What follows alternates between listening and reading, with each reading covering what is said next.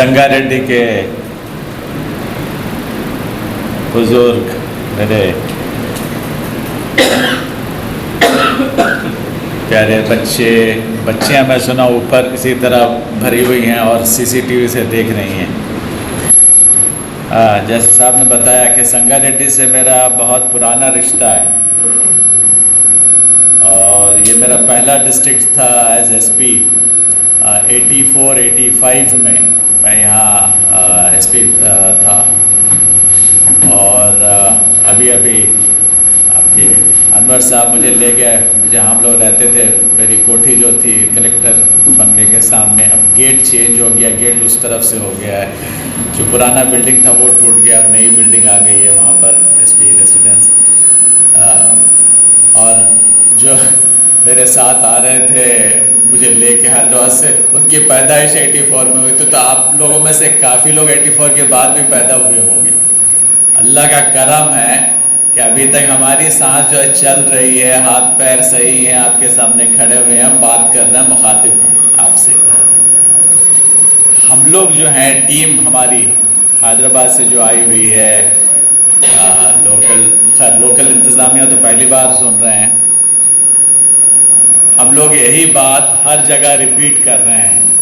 जैसे मैं इससे पहले निर्मल गया था, निर्मल से आदिलाबाद गए तो घूम रहे हैं और हमारे जो टीम हैदराबाद की, हमारे कान अब तक पक गए होंगे यही चीज़ बार बार रिपीट करते। फिर मैं सोच रहा था कि ये सोचिए कि हम लोग हर दिन 5 बार अजान सुन रहे हैं, हमारे कान पकते हैं। हम लोग का भी काम यही है कि हर जगह हम लोग यही रिपीट कर रहे हैं कि देखिए साहब ऐसा है कि हम लोग का मकसद क्या है।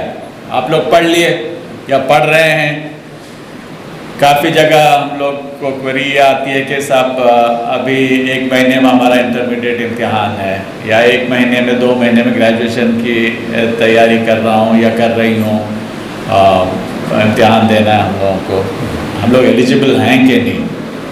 वो एक ज़माना था जब मैं यहाँ एसपी था उस वक्त कांस्टेबल की रिक्रूटमेंट डिस्ट्रिक्ट लेवल पे होती थी, मेरे ज़माने में हुई थी। और बड़ा एक इंटरेस्टिंग वाक़या है, हमारे मियाँ भाई थे बच्चा, वो आने के पहले ही कांस्टेबल ज्वाइन करने के पहले ही कोई केस में, गांव में केस में आ गया था लपेटे में, तो केस उस पर था। तो हम लोगों ने उसको बरतरफ किया कि भाई आप आ नहीं सकते, बिकॉज अगर पुलिस डिपार्टमेंट आने के पहले ही इतने केस में आ गए हैं, लपेटे में आ गए हैं या फिर मुलव्वस हैं केस में, तो डिपार्टमेंट में आने के बाद क्या क्या कुल खिलाते कि जाहिर सी बात है। लेकिन लीगली अभी मैं जब सोच रहा हूँ तो टेनेबल नहीं है, जब तक कन्विक्शन नहीं हो जाए उसका। हम लोग उस बिना पे कि आप केस में मुलव्वस हैं उनको अलग नहीं कहते। वो उन्होंने फिर गए मेरे खिलाफ, ये सब छोटी छोटी चीज़ें जो यहाँ से जुड़ी हुई बातें हैं, मैं आपको बता रहा हूँ। हाई कोर्ट में गया, कंटेम्प्ट केस भी किए मेरे पे, मैं जाके हाजिर हुआ। जस्टिस जीवन रेड्डी साहब थे शायद उस वक्त, तो देख के अरे यंग लड़का है क्यों उसको परेशान कर रहे हो, तो खैर उनको भी सर्विस में ले लिया, मुझे भी वो कर दिया कि ठीक है, वार्निंग दे के छोड़ दिया। तो ये उसी ज़माने में मैं जब यहाँ था तो बासित साहब जो बाद में डीजीपी बने वो भी आए थे, वो उस वक्त CISF में थे, सेंट्रल इंडस्ट्रियल सिक्योरिटी फोर्स, उनका भी रिक्रूटमेंट था यहाँ पर, इसी पुलिस ग्राउंड में रिक्रूटमेंट हुआ था। उस ज़माने में लोकल लेवल पर रिक्रूटमेंट होता था, उसके काफ़ी अच्छे भी थे, नतायज बुरे भी थे कि लोग पैसे बनाना शुरू किए थे। कोई एसपी अगर नीयत ख़राब है तो फिर रिक्रूटमेंट में ही पैसे बनाते, इसलिए वो सब हटा के, वो सिस्टम हटा के अब state level police recruitment board बना दिए। और उसके बिना पे अब जैसे मूसा साहब ने बताया कि ट्रांसपेरेंसी इतनी आ गई है, अगर आप दौड़ रहे हैं तो कितने मिनट पे आप दौड़े, वो जो टाइमर ले रहे हैं टाइम आपका, उन्होंने भी साइन करते, जो कैंडिडेट दौड़े, एस्पिरेंट दौड़े, उनका भी साइन लेते, और 2 विटनेसेस का भी साइन लेते।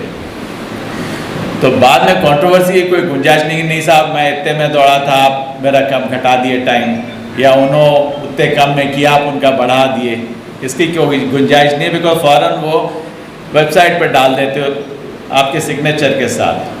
तो एक अच्छा सिस्टम हर जगह, हर स्टेट में police, state level police recruitment board बन गया। उसके बिना पे आप लोग कोशिश करके आ सकते हैं। कोई वो नहीं है कि किसी को कम किसी को ज़्यादा, या किसी को कोई जानता है, या एसपी के रिश्तेदार हैं, डीआईजी के रिश्तेदार हैं, डीजी के रिश्तेदार हैं, वो सबसे कुछ नहीं है। और हम लोग भी, मैं आपको ये वाज़ेह कर दूं कि रिक्रूटमेंट अगर डिपार्टमेंट वाले कर रहे हैं, हमारा कोई दखल नहीं है उसमें। आप लोग सोचेंगे भाई डीजीपी, एक्स डीजीपी हैं, एक्स कमांडेंट हैं, एक एडिशनल एसपी हैं, एक्स, तो इन लोग के ज़रिए हमारा कुछ हो सकता बोल के, मैं साफ साफ बता देना चाहता हूँ कि हमारा वो काम नहीं है। मैं इनफैक्ट इससे पहले भी ज़की जो मेरे दोस्त हैं, और मैं जब लॉ एंड ऑर्डर में था, डीजी था, तब मुझसे आके बोले थे भाई रिक्रूटमेंट चला, 2014 या 15 या 13 की बात थी। मैं बोला यार देखो इसमें बदनामी बहुत हो जाती, लोग आप बोलते हैं इन लोग दुकान शुरू कर दिए, पैसे ले रहे हैं बच्चों से, बिकॉज ये हो चुका। दिल्ली में भी एक बार जब मेरे हुसैन चेयरमैन माइनॉरिटीज़ कमीशन थे, तो उनके पास भी ऐसे ही उस वक्त BSF की रिक्रूटमेंट हो रही थी, CRP की रिक्रूटमेंट हो रही थी, तो लोग आए। फिर बाद में उनको पता चला कि ये तो साहब इसी नाम पे पैसे बना रहे हैं लोगों से, तो बदनामी होती, इसलिए मैं उस वक्त दूर रहा था मैं ज़की से। पर इस दफ़ा जब ज़की साहब बोले कि नहीं साहब ये ज़रा करना है आपको, मुझे चेयरमैन बनाया है इस टीम के, ताकि हम लोग हर जगह घूमें, बच्चों को मोटिवेट करें, मरगूब करें, बताएं कि भाई क्या किस्सा है, क्या चीज़ है, कैसे रिक्रूटमेंट होता है, क्या प्रॉस्पेक्ट्स हैं, क्या पेपर्स हैं। आपको मूसा साहब काफ़ी डिटेल बताए हैं, और यानी काफ़ी लोगों को तो मालूम भी नहीं किस चिड़िया का नाम है, कैसे आते हैं हम लोग पुलिस में, किस लेवल पे आते हैं, कहाँ कहाँ आ सकते हैं हम लोग। अब जैसे अभी जो चल रहा है कि कांस्टेबल लेवल पे वो सबसे पहला लेवल है, उसके बाद फिर SI लेवल है, इंस्पेक्टर लेवल पे रिक्रूटमेंट, डायरेक्ट रिक्रूटमेंट होती नहीं है, और फिर DSP लेवल पे जो आप ग्रुप 1 सर्विसेज से, आप में से काफ़ी बच्चियाँ भी, हम लोग काफ़ी जगह बच्चियाँ भी बढ़ चढ़ के कह रही कि नहीं साहब हम लोग ग्रुप 1 अटेम्प्ट करना चाह रहे हैं, यानी डिप्टी कलेक्टर और DSP। बहुत खुशी की बात है। ये लेवल स्टेट लेवल तक है, DSP डिप्टी कलेक्टर लेवल तक, और जब फिर ऊपर की बात होती है IAS IPS की, सिविल सर्विसेज की, वो UPSC के लेवल की बात है, वो बात की बात है, वो हमारे अभी इस डिस्कशन में वो हिस्सा नहीं है। हालांकि हम लोग सोच रहे हैं कि इसको बढ़ाया जाए और वसी किया जाए, इसका स्कोप, बच्चों को UPSC के लिए भी मरगूब किया जाए, वो अलग बात है, उसकी बात बाद में करेंगे। तो हमारी इल्तिजा यही है बच्चों से कि भाई आप लोग जो इंटरमीडिएट हैं वो कांस्टेबल के लिए ट्राई करिए, और जो ग्रेजुएट हैं वो SI के लिए ट्राई करिए, या फिर ग्रुप 1 के लिए ट्राई करिए। लेकिन शर्त है कि आप लोग को ट्राई करना है, आपको कोशिश करना है। जब तक कोशिश नहीं करेंगे, इम्तिहान देंगे नहीं, रजिस्ट्रेशन नहीं करेंगे। अब जैसे हमारा जो ये है, इसमें अगर आप, अच्छा दूसरी चीज़ मैं आपको बता दूं, अगर आप यही चीज़, यही कोचिंग, यही प्री रिक्रूटमेंट ट्रेनिंग अगर आप बाहर ले रहे हैं, हैदराबाद में जैसे मूसा साहब गए थे, 40-50 हज़ार का खर्चा आता है एक बच्चे पे। हम लोग जमीयत के तरफ से एक बच्चे पे 80 हज़ार खर्चा करने के लिए तैयार हैं, और हमारा जो बजट है, लोग आप जैसे बुज़ुर्ग बैठे हैं यहाँ जो तड़प रखते हैं अपने बच्चों के लिए, अपने मिलत के बच्चों के लिए, हमारे बच्चे हैं आप लोग सब, भाई हमारा फ्यूचर है, हमारा ज़ख़ीरा है, हमारा ख़जाना है आप लोग, बच्चे बच्चियाँ सब।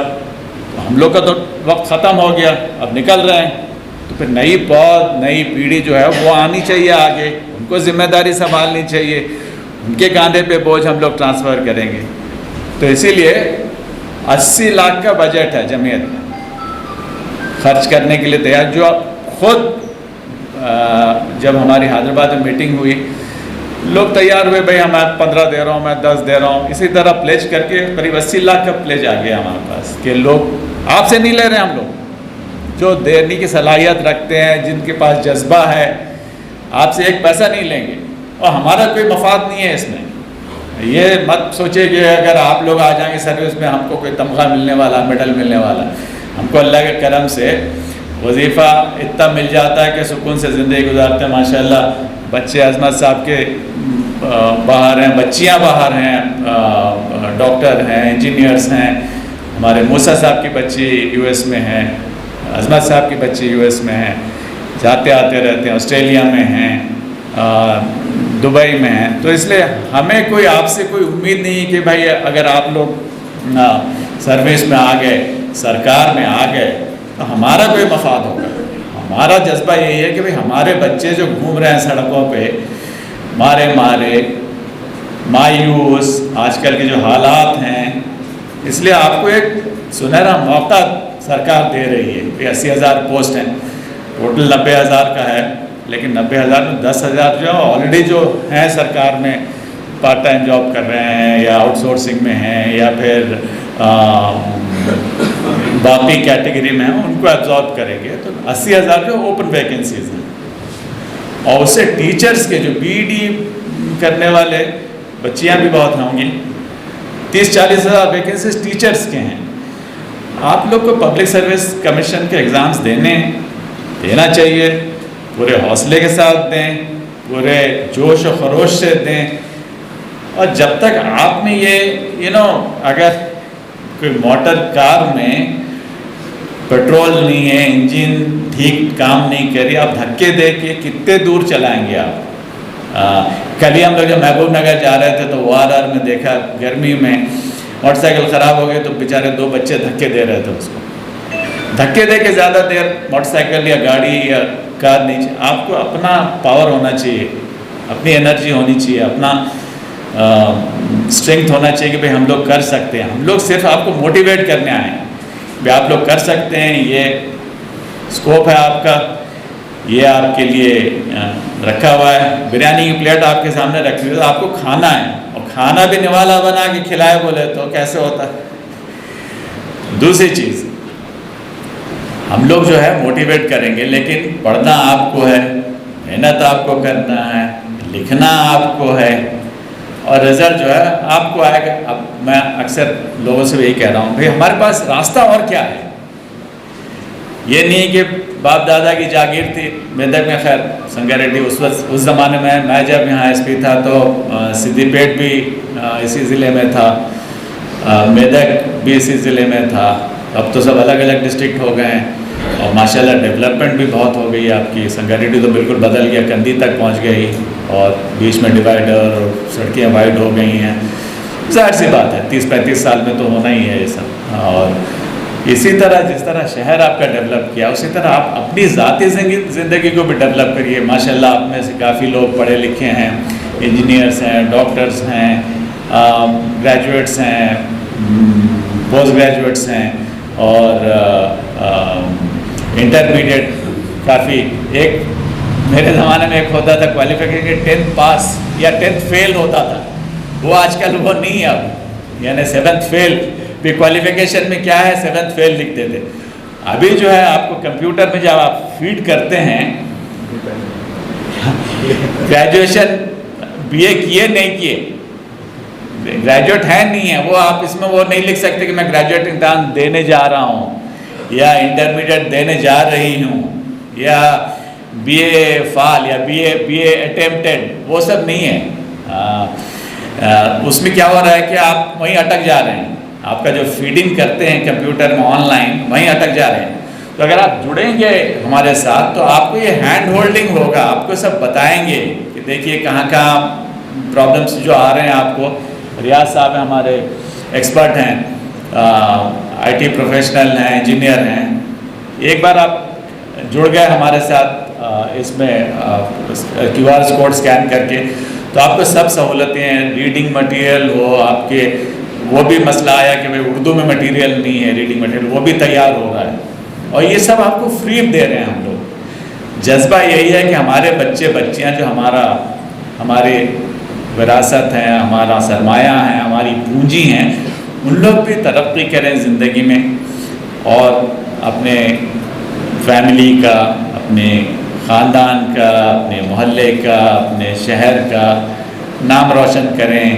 और फिर एक बच्चा या बच्ची अगर ऊपर आती है तो उसको देखकर उस जज्बे से बाकी लोग भी मरगूब होते हैं कि भाई अगर ये बच्चा या बच्ची ये कर सकती है, ग्रुप 1 हो सकती है, DSP बन गए या डिप्टी कलेक्टर बन गए, तो हम लोग भी क्यों नहीं कर सकते। तो मफहूम हम लोग का कोशिश का यही है कि सब बच्चे बच्चियां हमारे जो काबिल हैं, इनफैक्ट कल तो डॉक्टर साहब बता रहे थे कि हम लोग को वो भी सर्वे करना चाहिए कि भाई हमारे ग्रेजुएट्स कितने हैं जो दे सकते, सबको देना चाहिए।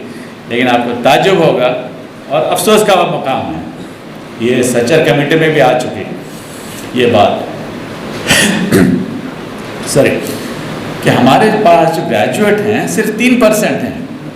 ताज्जुब होगा कम्युनिटी में, हमारे मिल्लत में क्या कह रहे हैं ग्रेजुएशन, आपको दिखता कि इंजीनियर हैं, डॉक्टर हैं, दिख जाते, हालांकि बहुत उसमें भी तरक्की हुई है, डॉक्टर्स बहुत बने हैं हमारे बच्चे बच्चियां, इंजीनियर्स भी बहुत बच्चे बच्चियां बनी हैं, बट हमारा जो एजुकेशनल लेवल है सिर्फ 3% है।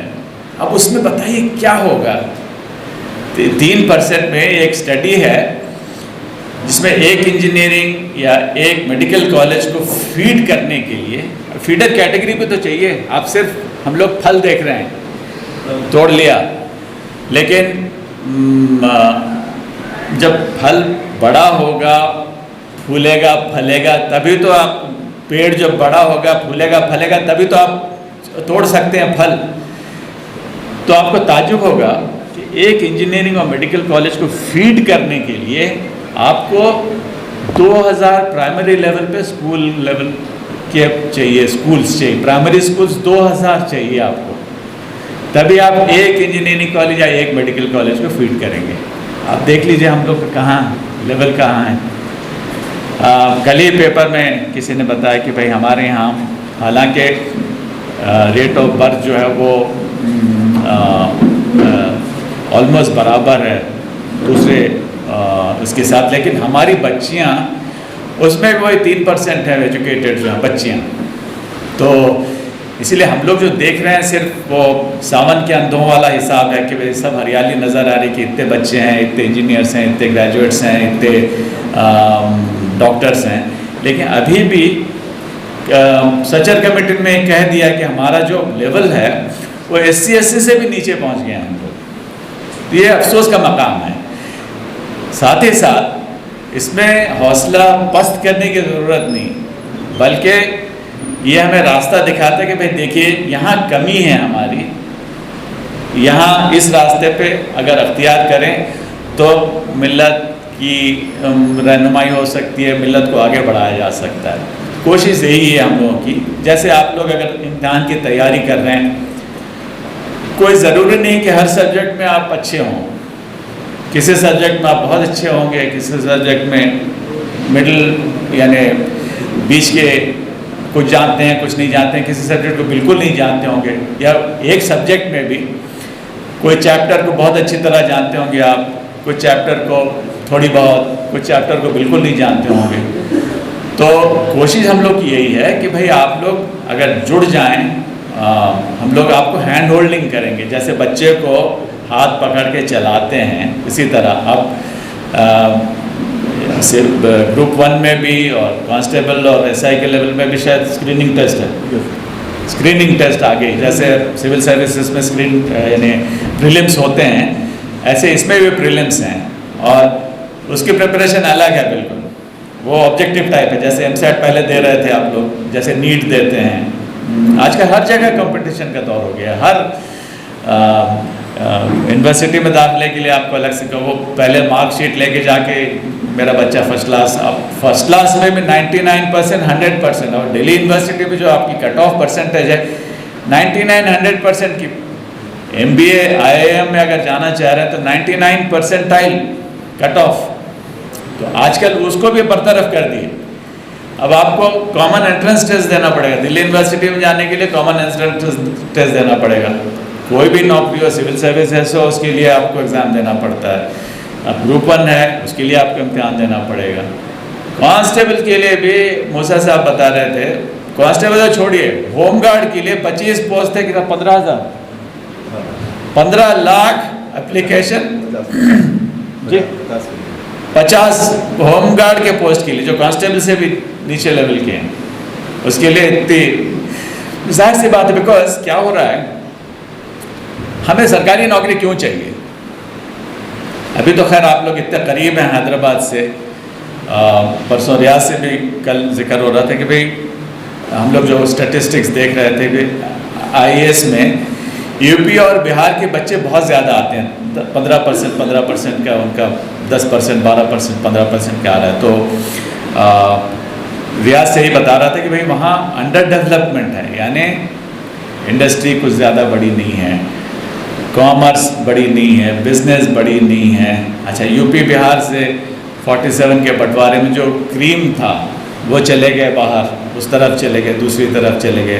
तो जो बचे थे उनको अब इतना टाइम लगा है फिर अपने पैरों पे खड़े होने के लिए, तो वो ट्राई करते हैं कि भाई उनके लिए सरकारी नौकरी जो वही सबसे बड़ी चीज़ लगती है। ज़िलों में अब जैसे आप संगारेड्डी में आप रोज़ कलेक्टर और SP को देखते हैं, गाड़ियों में घूमते हैं, उनके आगे पीछे लोग, और तो आपके लिए वही बड़ी चीज़ लगती है। अगर आप बॉम्बे में हों या कलकत्ते में हों, अच्छा दिल्ली में आपको मिनिस्टर्स और MPs और प्रेसिडेंट और प्राइम मिनिस्टर बड़े लगेंगे, है ना। अब पॉलिटिक्स भी एक ज़रिया है आपको ऊपर आने का, लेकिन उसके लिए पैसे चाहिए। आपको मैं बता दूं, मैं जब रिटायर हुआ तो मेरे पास भी लोग आए कि साहब आप भी आइए इलेक्शन में लड़िए। जो कंजर्वेटिव एस्टिमेट है,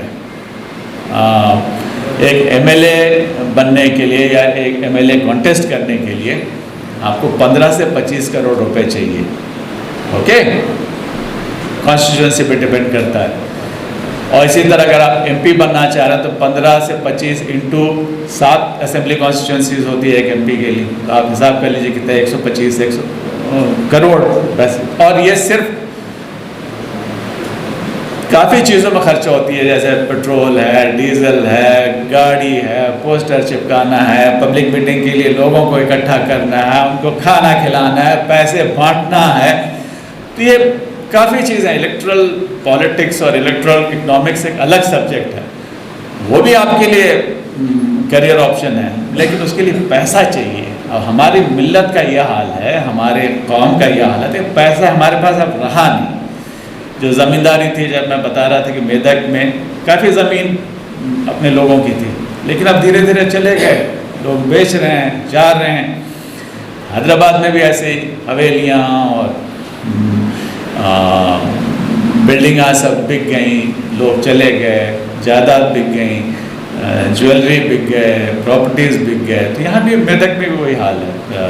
काफ़ी यहाँ इतराफ़ में काफ़ी अपने लोगों की ज़मीन थी, अब भी है मैं सुना, बट वो हमारे पास वो ऑप्शन है नहीं कि भाई हमारे बाप दादा निज़ाम थे या सरकार में थे या वो या सूबेदार थे, वो सब अब ज़माना चला गया। इकबाल का शेर है कि क्या थे क्या, वो उसका कोई मतलब नहीं रहा।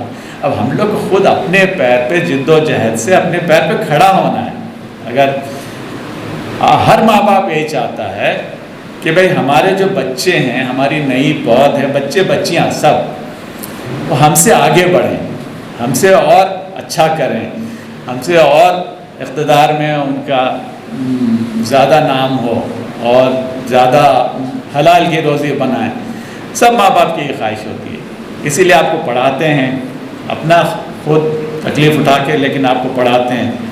और काफ़ी ऐसे एग्ज़ाम्पल हैं। आज ही शायद बताते, कोई रिक्शा चलाते थे जो उनकी बच्ची शायद IAS में आ गई, कोई बुरी बात नहीं है।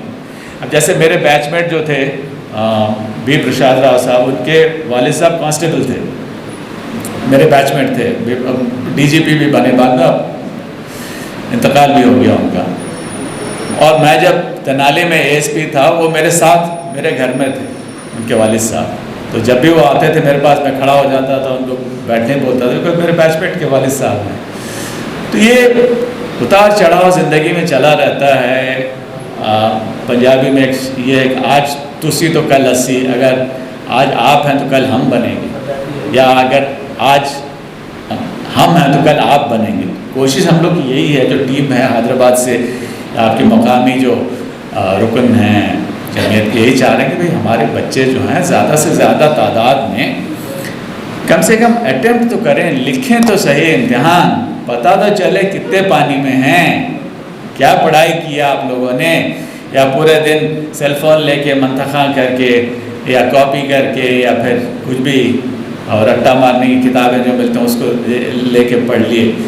ये जो है टेस्ट आपको बता देगा कि कहाँ हैं आप इस माहौल में, इस कॉम्पिटिटिव एज में कहाँ हैं। तो ये हम लोग जो टेस्ट कर रहे हैं ये प्री रिक्रूटमेंट ट्रेनिंग के लिए, ये फाइनल नहीं है, फाइनल आपका होगा।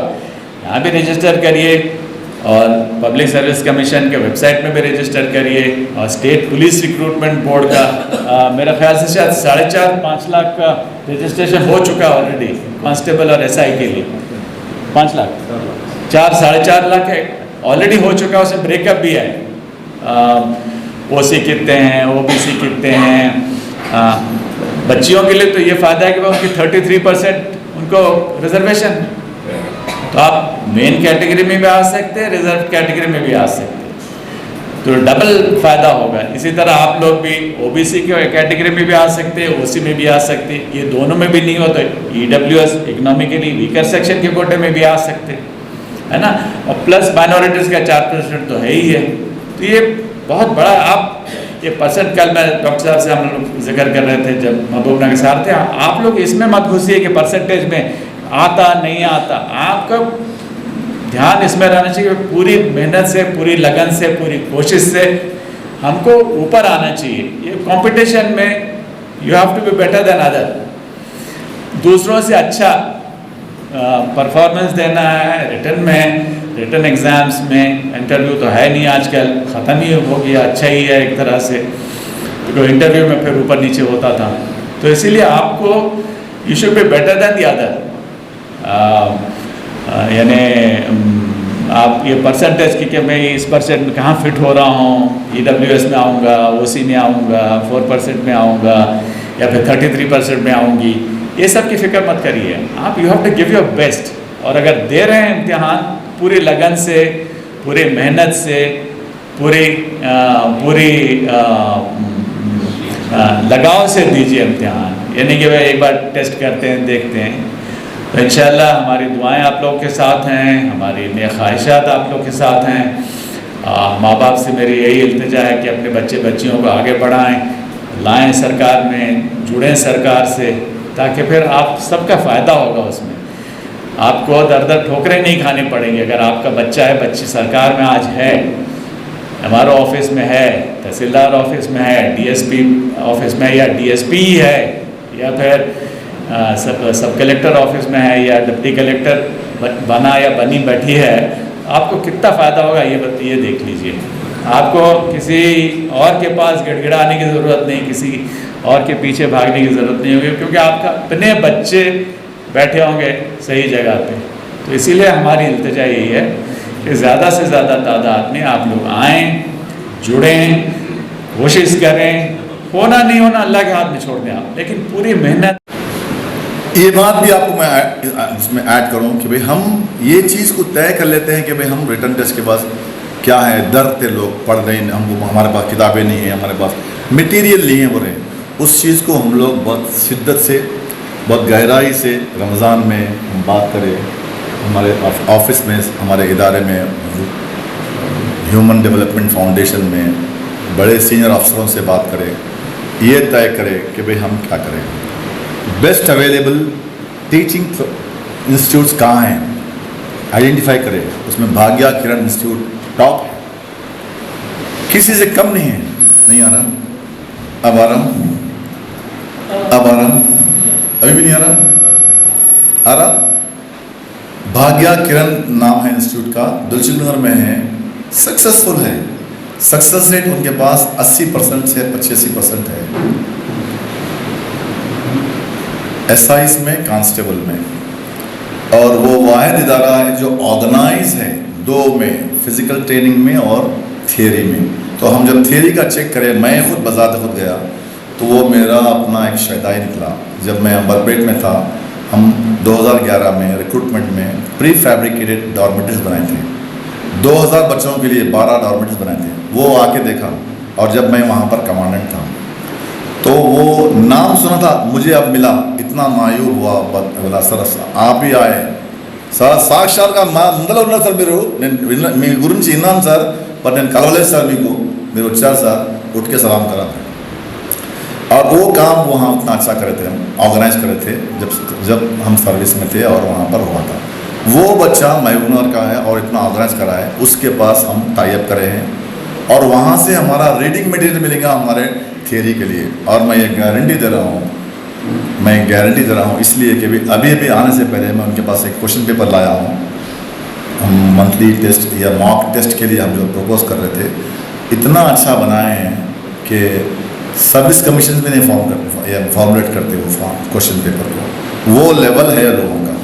और वो क्वेश्चन पेपर हम आपको टेस्ट कराएंगे, उनके ज़रिए आपको देंगे, weekly test, daily test, quarterly test, half yearly test, उसके बाद monthly test, 15 days, 21 days, then monthly test. ये लेवल पे 3 महीने में कराएंगे ये चीज़। 3 महीने का पीरियड ही है इसके लिए, पुलिस के लिए, और ग्रुप 1 के लिए दिसंबर तक है। ये मटेरियल आपके लिए फ्री ऑफ कॉस्ट, आपके लिए 3 लैंग्वेज में, ये तेलुगु, इंग्लिश एंड उर्दू। आपका ऑप्शन रहेगा, आप जिसमें होना है वो आप देंगे, आपको तय करना है और आपको वो फिलअप करना है फॉर्म में पहले कि भाई मेरा मीडियम ऑफ इंस्ट्रक्शन क्या होना, उसी में ही आपको दिया जाएगा। हाँ, हम इस बात को, ये बात भी आपके लिए वाज़े तौर पे बता दें कि भाई यहाँ पर लड्डू है आपको लेना नहीं, आपको आना है, आप ही का है वो, सब आना है। हम 100 रखे, मैं चाहूँगा कि हमारे पास से 1000 बच्चे आए, हम चाहेंगे 1000 बच्चे आए हमारे पास 1000 बच्चों की गुंजाइश हम करेंगे। साहब अस्सलाम वालेकुम। औज़ु बिल्लाहि मिनश शैतानिर रजीम, बिस्मिल्लाहिर्रहमानिर्रहीम। शह नशीन पर तशरीफ़ फरमा डॉक्टर उस्मान साहब और जनाब मूसा बिन इब्राहिम कमांडेंट साहब और ज़िम्मेदारान जमात, अस्सलामु अलैकुम रहमतुल्लाहि व बरकातहू। हम यहाँ पर आपसे कुछ लेने के लिए नहीं आए। पहली चीज़ हम ये बता देना चाहेंगे कि हम आपके पास से कोई चीज़ लेने वाले नहीं हैं, सिर्फ हम आपको देने के लिए आए। और आप पैदा होने के बाद से, पढ़ने के बाद से आप कई महीने ऐसे वैसे गुजार दिए होंगे, लेकिन आप तमाम से हमारा सिर्फ मुतालबा ये है कि आप लोग आपके 4 महीने हमारे को दीजिए, यानी कि सैक्रिफाइस। आप लोग अपना टाइम हम जैसा बताएंगे, जिस अंदाज से आपकी रहनुमाई करेंगे, ट्रेनिंग देंगे, फिज़िकल ट्रेनिंग होने दीजिए या कि सब्जेक्ट्स वगैरह के बारे में रहने दीजिए। हम हद्दल मकदूर कोशिश करेंगे आपको उस सतह पे लाने की। आपको मैं बता दूं कि 2015 में इसी किस्म का प्रोग्राम हम लोग ह्यूमन वेलफेयर फाउंडेशन की जानिब से किए थे। ज़की साहब, मैं और एक हमारे मरहूम जमात इस्लामी के रुकन थे, वो मेरे कलीग भी थे पुलिस में, और जनाब रियासुद्दीन साहब, हम लोग किए कोशिश, जुस्तजू किए, 100 लोगों को सेलेक्ट किए, उसके बाद 50 लोगों को हम इसको पूरा स्क्रीनिंग करने के बाद लिए, और 50 लोगों को हम जब ट्रेनिंग देके भिजवाए, वो बच्चे जो सो, जिसमें से 37 बच्चे जो है सो कांस्टेबल्स के वास्ते सेलेक्ट हुए।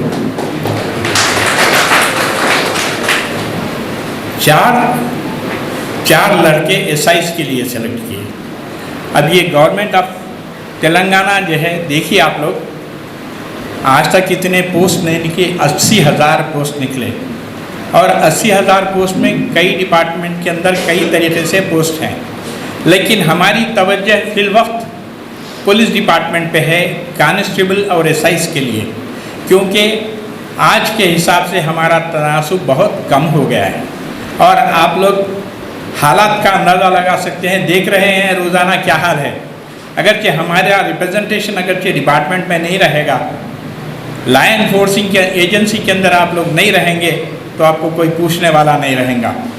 इसलिए जो है आप लोग आज तहिया कर लीजिए अपने आप को, जो भी करना है, जैसा भी प्रॉमिस करना है, डिटर्मिनेशन लेना है, जो भी है, आप ये सोच लीजिए कि हम 4 महीने फाउंडेशन के साथ लगाएंगे और हम इसको हासिल करके रहेंगे।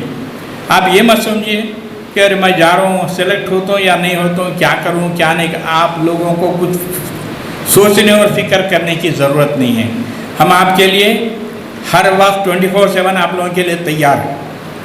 हमको कोई यहाँ आके वो आदिलाबाद जाके, निर्मल जाके, जहाँ जाके जो भी कोशिश करना है हम इस वजह से कर रहे हैं कि हमारी कौम सामने आए, हमारी कौम को कुछ हासिल हो। और खुसूसन नौजवानान मिल्लत के ऊपर बड़ी बाहरी जिम्मेदारी है। अगर क्या आप लोग इसके उठाने के काबिल नहीं हैं तो कल आपको कोई देखने वाला नहीं है। इसलिए आप लोग अपने तंजोई से, आप लोग अपने मुकम्मल से इसके लिए तैयार हो जाइए। उखाबी नज़र जब बेदार होती है जवानों में, उखाबी नज़र जब बेदार होती है जवानों में, नज़र आती है उनको अपनी मंजिल आसमानों में। काम बड़ा नहीं है। और आप लोग ये समझ रहे होंगे क्या भाई मैं सेलेक्ट होता हूँ या नहीं होता हूँ। मैं आपको मेरा वाक़या बताता हूँ। मैं 1976 का बैच का SI हूँ और उस ज़माने में जैसे पहली दफ़ा हमारा रिटर्न टेस्ट यानी कि जनरल नॉलेज वगैरह जो भी टेस्ट था, उसके बाद फिज़िकल टेस्ट और रिटर्न टेस्ट, उसके बाद OC आपके इंटरव्यू वगैरह। उस ज़माने में हमको कोई बताने वाला नहीं था। क्या सवालात आएंगे नहीं मालूम, टेस्ट कैसा करना है नहीं मालूम, क्या पढ़ना है नहीं मालूम, क्या लिखना है नहीं मालूम। अल्लाह ताला जो भी समझ बूझ दिया था उस अंदाज से हम काम करें, अल्लाह के फजल से सेलेक्ट हो गए। मेरे बैच में 286 बच्चे सेलेक्ट हुए, जिसके अंदर से 37 बच्चे जो है मुस्लिम थे। आज आंध्र प्रदेश के अंदर कहीं भी देख लीजिए हमारे बैच के आपको DSPs, एडिशनल SPs वगैरह में करते हुए उसके बाद रिटायर हो गए वो लोग। अब वो लोग उनको कैसा मिला, पैसे वगैरह की बात नहीं रही वहाँ पर, क्योंकि कॉम्पिटिटिव एग्ज़ाम जब हो जाता तो आपके काबिलियत को परखते वहाँ, आपके पीछे कौन बैकग्राउंड कितना है क्या है वो देखने वाला नहीं रहता। आपको ये अच्छा मौका है, आप इस मौके को ग्रैब कीजिए, आप इसको हासिल कीजिए, आप ये खाली छोड़ दीजिए मत। और ये मौका जो मिल रहा है आपको अब आइंदा 10 साल तक नहीं मिलेगा। मैं बता रहा हूँ 10 साल तक नहीं मिलेगा। और वो 10 साल भी जो है अगर से आपके 10 साल के बाद भी अगर से मिल रहा है आपको, आपकी उम्रें बढ़ जाएंगी, आप उसमें रिप्रेजेंट नहीं कर सकेंगे। इसलिए जो है आप तैयार हो जाइए, तन मन से आप तैयार हो जाइए। आपको नया पैसा लगाने की ज़रूरत नहीं है। कुरान फाउंडेशन, अपने ह्यूमन वेलफेयर फाउंडेशन जो है सो आपके लिए, आपको नया पैसा लगाने की ज़रूरत नहीं है। हम लोग ये सोचे हुए हैं कि एक बच्चे पर 90,000 1 लाख से ज़्यादा पैसे खर्च होने वाले हैं। वो पूरा पैसा ह्यूमन वेलफेयर फाउंडेशन लगाएगा। आप लोगों को सिर्फ आपका टाइम लगाना है। आप लोग ये 4 महीने के लिए शादी, ब्याह, वलीमा, बर्थडे वगैरह हर चीज़ भूल जाइए।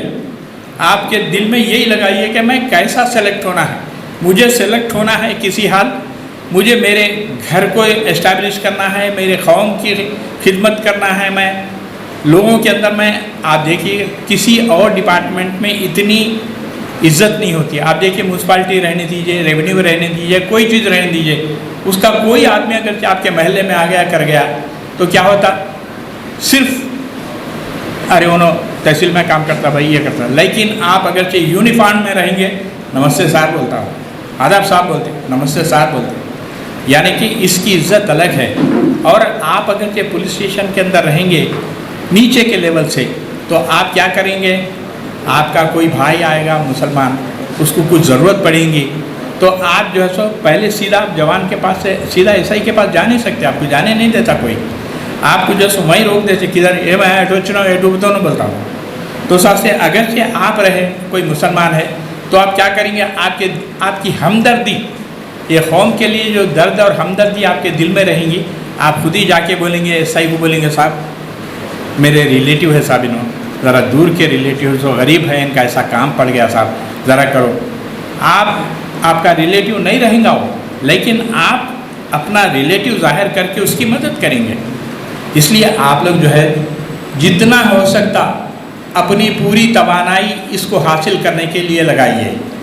अगरचे आप ये काम आज नहीं करेंगे तो ये होने वाला नहीं है। आप लोगों को तैयार हो जाना है। खुदा ने आज तक उस कौम की हालत नहीं बदली, न हो जिसको ख्याल खुद अपनी हालत के बदलने का।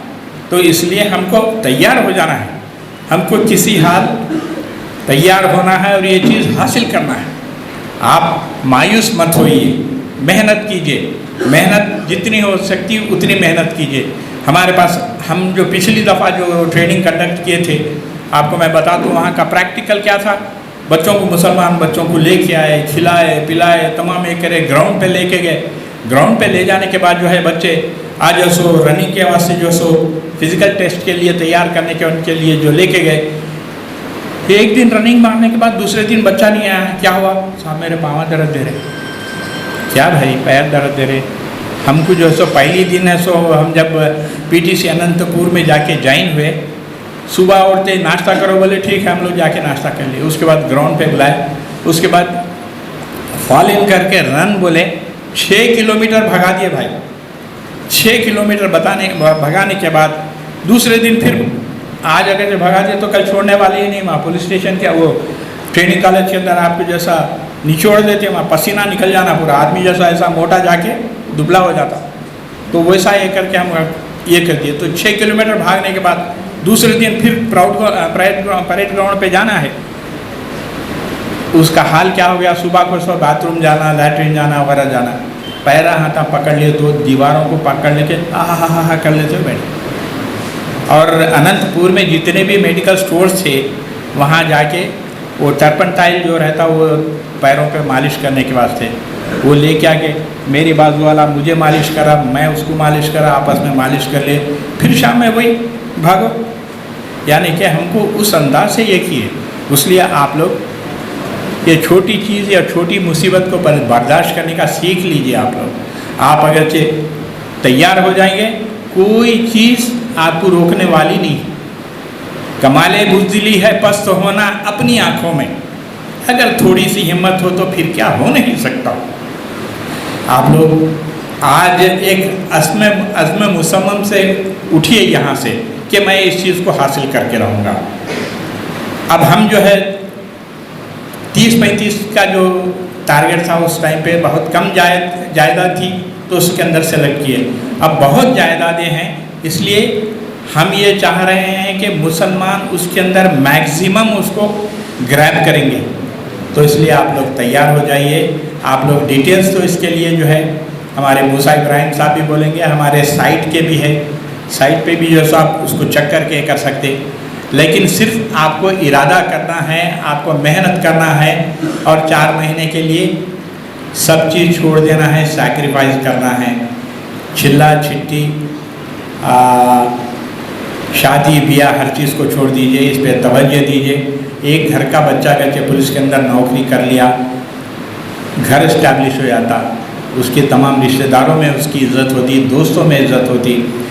सब में बड़ी बात यह है कि वो अपने कौम के लिए खिदमत करने के लिए तैयार हो जाता। इसलिए आप लोगों से मेरी इल्तिजा समझिए, गुजारिश समझिए, आप लोगों से मेरी दर्दमंदाना अपील ये है कि आप लोग तैयार हो जाइए और इसके लिए आपको टाइम लगाना है और आपको कोई दूसरी चीज़ करने की ज़रूरत नहीं है। आप सिर्फ़ और सिर्फ अपना टाइम लगाइए, मेहनत इसके ऊपर लगाइए। इंशाअल्लाह ताला अल्लाह ताला ज़रूर इसमें कामयाबी देगा। तो आपसे गुजारिश है कि QR कोड को उसको आप जाएं, लिंक खोलें, अपने फॉर्म को आप रजिस्टर करवाएं। तो हमारे पास रजिस्टर आएगा इंशाल्लाह। आपको जब रजिस्टर करेंगे आप तो आपका मुकम्मल तफसीलात से आपको वाकिफ़ कराया जाएगा कि एंट्रेंस टेस्ट कब होगा और एंट्रेंस के बाद जब बच्चे एलिजिबल होंगे उन बच्चों को मुकम्मल जो है इत्तला दी जाएगी, उसके बाद उनके साथ फॉलोअप की जाएगी। तो मैं इंतज़ार के 15 दिन पहले सिद्दीपेट पे भी आएगी डाउट रिव्यू के लिए, MP थी यहाँ की। तो मोहम्मद मियाँ मेरे साथ अक्सर साथ में घूमते थे। बताइए अपने बच्चों के बारे में जरा बताइए, पर मुझे काफ़ी इंस्पिरेशन मिलता है ऐसी स्टोरीज से कि भाई देखिए अगर इनके बच्चे आ सकते हैं तो हम लोग क्यों नहीं हैं। जरा बच्चों के बारे में 6 महीने के बाद उनका ट्रांसफ़र कर दिया गया गवर्नमेंट। तो मैं भी गवर्नमेंट में अब एसपी साहब के पास 26 साल मैं एज ए ड्राइवर नौकरी करा, 26 साल एक ही ड्राइवर करा। उसके बाद मैं 12 में रिटायरमेंट हो गया। फिर माशाल्लाह अल्लाह की दुआ से हमारे नवासे हमारा बेटा सब अच्छा पढ़े, अच्छा लिखे। एक बच्ची हमारी डॉक्टर है,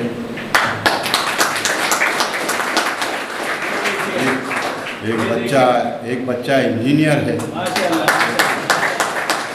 और नवासे भी हमारे हुदा साहब भी जो है सिविल इंजीनियर है। आपके इस्लामिक सेंटर में भी हम आते रहते। हाँ, हमारे बड़े दामाद रिटायर्ड एसआई है और उनके बच्चे भी अल्लाह के फजल से एक बच्ची डॉक्टर है सऊदी में, और एक बच्चा इंजीनियर है सऊदी में, और एक बच्चा और सो आर्किटेक्ट इंजीनियर है। तो हमारे बड़ी बच्ची के बच्चे हैं, छोटी बच्ची के दूसरी बेटी के बच्चे बोले सो वो भी दोनों बच्चियां, एक इंजीनियर है, एक MBA है, और एक बच्चा बोले सो भी इंजीनियर है। अभी तीसरी बच्ची भी इंजीनियर। समझ में आई, इसलिए मैं खड़ा करना चाह रहा था आपके सामने। तो बच्चे आते हैं और कैसे कैसे आते हैं ऊपर। वो बच्चा भी माशाल्लाह इंजीनियर हैं, 4 बच्चियाँ भी इंजीनियर हैं। एक बच्ची अभी परसों बोलो सो डी फार्मेसी कर रही है। Thanks for watching NV News. Please like, share, and don't forget to comment. Please subscribe our channel and press bell icon.